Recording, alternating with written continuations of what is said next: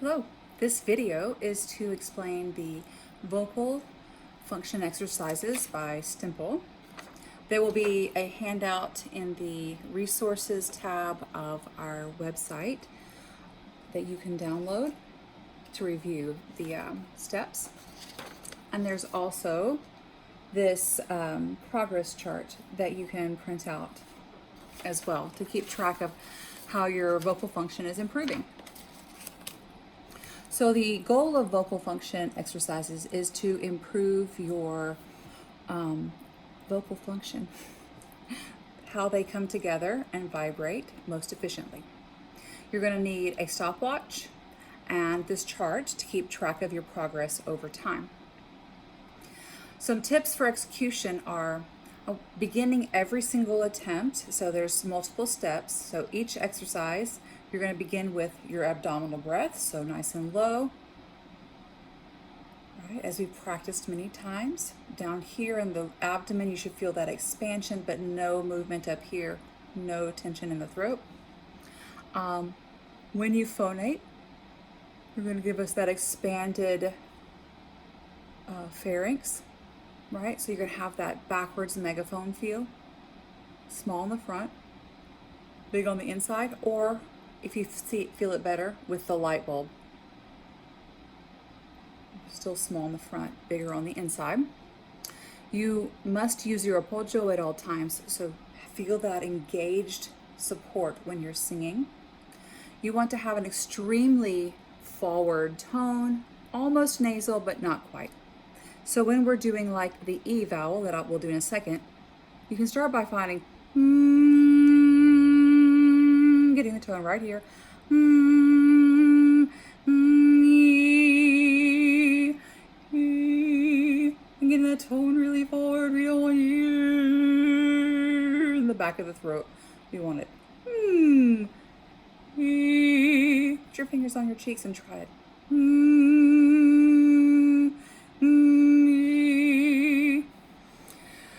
On every exercise, you're going to execute them as softly as possible. And you will sing with a focused tone, not breathy. So not and not press, but okay. So let's start with the very first step. Step one is to find your longest S. So you want to use my notes are falling all over. You want to use your timer, and I use my phone. And it's just like the alarm clock setting. Set it to the timer, and you're going to make the S sound, and you're going to make it the softest S, but fully engaged. So low abdominal breath.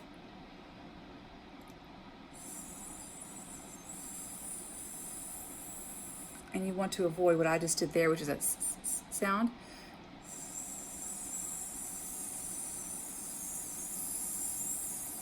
Okay, so your goal should be as long as you can go. You don't want to engage any muscles as you're going through it. You want to stay relaxed in the throat region, but very engaged in the core.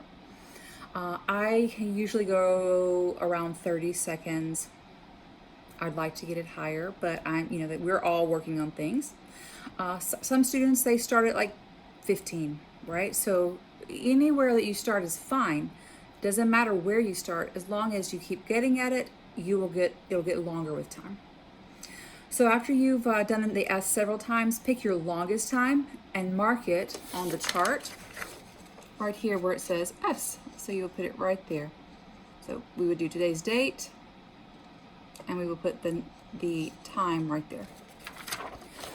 After that, number 2 is going to be our warm-up. So it's just one note, and you're going to sing F4, which is F above middle C. And this is going to be that E we were talking about, which is going to be super forward. Try to find it.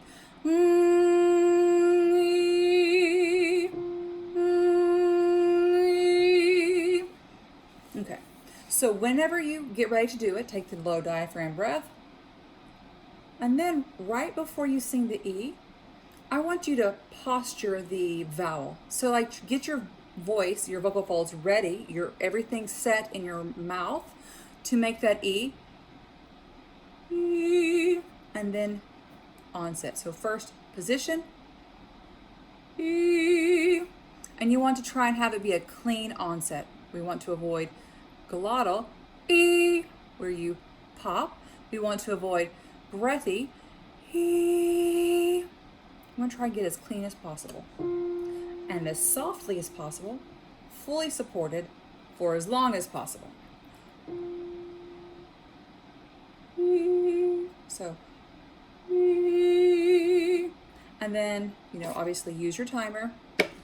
When you're done, where it says the I and F4, that's where you put your time. All right, the next step is stretching. And we're going to use pitch glides to do this. Pitch glides will improve your muscular control and flexibility. And the glide from low to high, which is where we will start, is going to encourage a systematic and slow engagement of the cricothyroid muscles. They stretch the vocal folds. We're stretching them long. You're going to use the word boom. Whenever you make the ooh, I want it very round, and I want the inside big, like we talked about. Ooh. Ooh.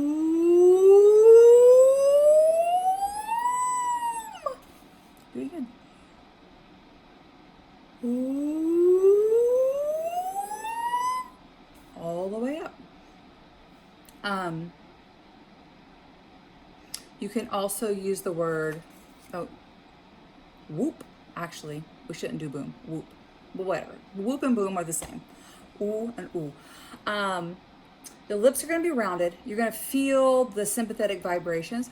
Ooh. If you touch your lips. Ooh. You'll feel the vibrations of your voice if it's very forward. When a pitch break occurs, don't worry about it. Just keep going. Even if there's no voice, keep stretching, right? And just letting the air come through. Because even without voice, you're able to stretch the vocal folds a little bit further. So, ooh. And keep trying to stretch it beyond what you were just saying. All right, that's step 3. Step 4 is going to be a contracting exercise, and it's just doing the opposite. This is where boom is. The other one was whoop. But it's okay if you mix them up. It doesn't really matter as long as we get this very round forward, big stretch inside, backwards megaphone or the light bulb shape. And you're going to glide down from your highest note to your lowest note. This downward glide engages a systematic and slow engagement of the thyroid-arytenoid muscles, right? So as the cricothyroid comes together, we're like releasing that rubber band stretch.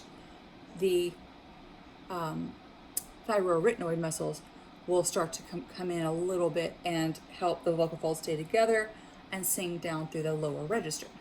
So remember, we want to have sympathetic vibrations, round. So breathe in low.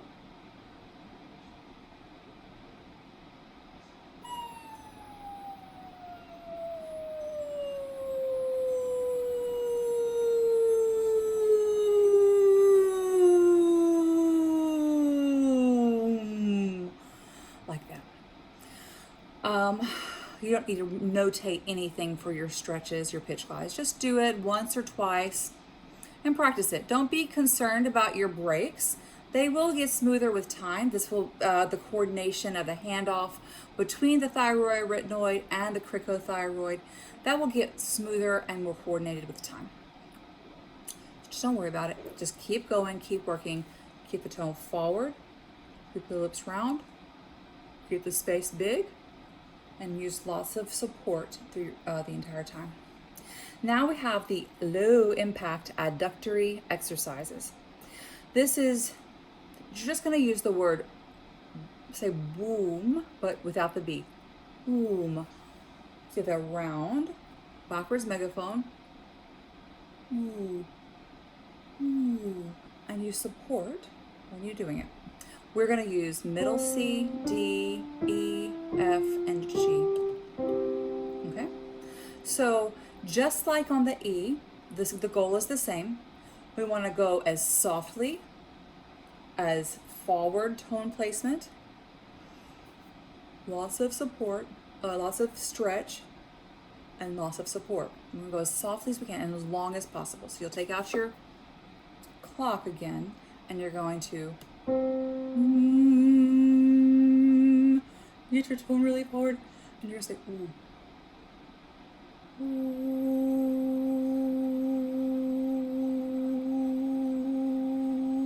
you want to go as long as you can, being sure that you're keeping this forward, and you're as forward as you can go. I think that's it. So then after you're done, you're going to write your time down on where it says OC4. Then you'll move on to D. And you do the same thing for all 5 notes. After you've done this a bit, we may adjust your frequencies. We might say, you know what, you need a slightly higher starting note, or you might need lower. We'll play around with those. So it'll be more individual once you've had some experience doing it and we get you started. Some things to remember is that all exercises are to be sung as softly as possible. This is because singing softly is way more difficult than singing loudly. So you're going to get a much better workout. All the subsystems of voicing will get a better workout when you voice as softly as you can. But you have to maintain a solid tone. It can't be soft and airy or soft and pressed, right? It also can't be soft and ooh, ooh, ooh, ooh, ooh. It needs to be steady.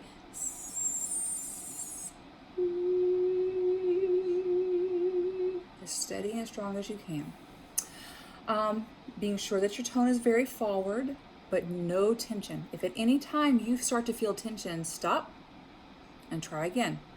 You need to not allow any engagement of extra laryngeal muscles, where the neck muscles do not actually help you sing. So if you're starting to engage them, you need to nip it in the bud. All attempts should be begun with abdominal breathing on exercises 1 and 5.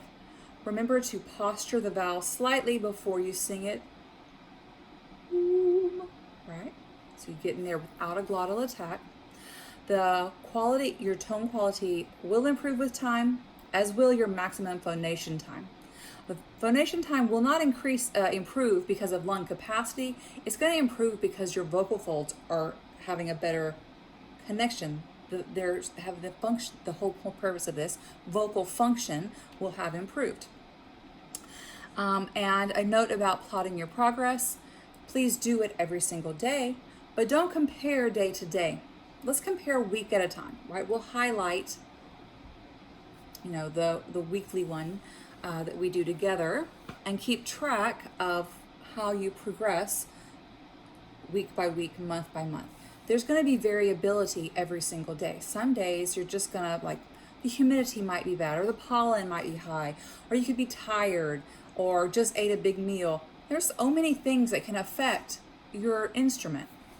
So don't get stressed if every day, I did so good yesterday, and then today I'm just back to beginning. That's just how it works. It's a process, and it takes time, and there will be ups and downs. But the overall trend is going to be upward if you commit to the process. All right, well, happy practicing, and I look forward to seeing your completed chart and talking about how we can continue to grow.